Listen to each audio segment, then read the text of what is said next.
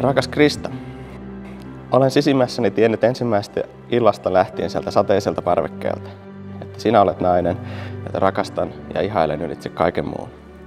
Lupaan, että teen kaikkeni, pitääkseni siitä kiinni ja tehdäkseni sinut onnelliseksi ainiaan.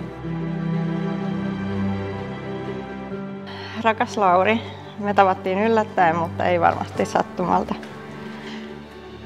Ensi tapaamisesta lähtien sun kanssa oli todella helppo olla. Niin kuin oltaisiin tunnettu aina. Muistan kuin eilisen, kun tapaamisiltana tanssittiin meidän ensimmäiset hitaat ja yhdessä naurattiin tanssilahtien reunalla notkualle meillä peukkua näyttävällä miehellä. On ollut ihana huomata, miten alusta asti kaikki mun kaverit pitivät susta. Tulet kaikkien kanssa toimeen ja arvostan sitä, että et koskaan puhu muista mitään pahaa. En malta odottaa, minkälaiset seikkailut meitä vielä odottaa. Muistan nyt ja aina, että rakastan sua enemmän kuin tiedätkään. Tänään on meidän päivä, nautitaan siitä yhdessä meidän tärkeimpien ihmisten seurassa. Rakkaudella, Krista.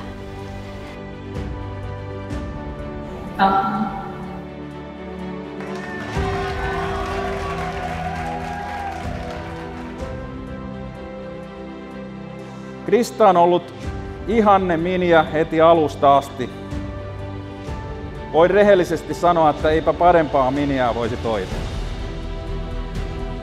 Ja haluamme Laurin vanhempina onnitella ja toivottaa suuremmoista juhlapäivää ja onnellista elämää iloineen ja suruineen myötä- ja vastamäkeen.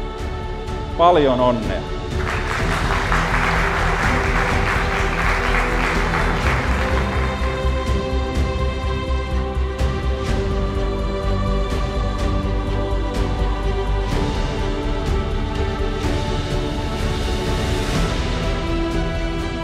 Mä haluan kiittää siitä ystävyydestä, joka on elämän mittainen.